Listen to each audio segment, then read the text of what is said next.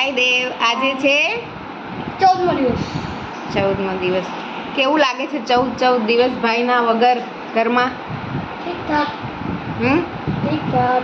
એકલું લાગે છે ખરી? ના, એટલું નથી લાગતું. આપણી મોટી મમ્મી છે ઋષભ જેવી એટલે. અચ્છા, એટલે નથી લાગતું એવું. હમ. બાકી 2-3 દિવસ તો બહુ મિસ કરતા હતા ને આપણે. પછી ભાઈ યાર વાત કરીને હવે થોડું સારું લાગે છે.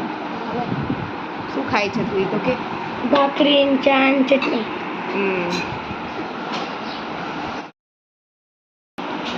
હાય ઋષભ, આજે છે 14મો દિવસ. આજે અમે લોકોએ નાસ્તામાં બનાવી છે ભાખરી, ચા અને લસણવાળી તારી ફેવરિટ ચટણી. અને પપ્પા અહીંયા ખબર નહીં રસોડામાં શું કરે છે. આડાવડા કામ. ખંડેરિયા શું કરો છો? હું તારા માટે આ સેલ્ફી સ્ટિક રિપેર કરું છું, કેમ કે મમ્મીને સેલ્ફી સ્ટિકથી વિડીયો લેવો છે. ઓકે.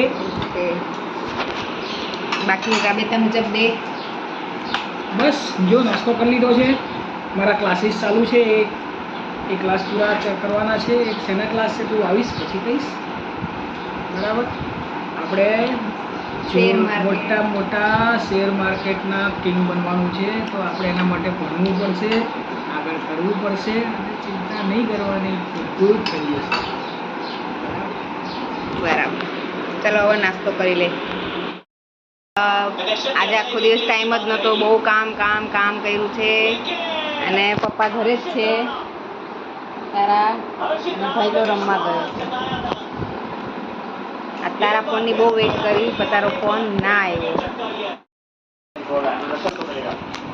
હે જાના, હાય. નાસ્તો વિથ મેચ.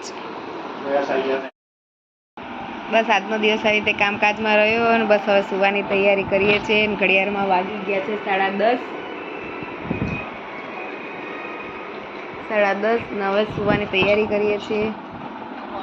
જય સ્વામી નારાયણ. મળીએ આવતા નવા વ્લોગમાં.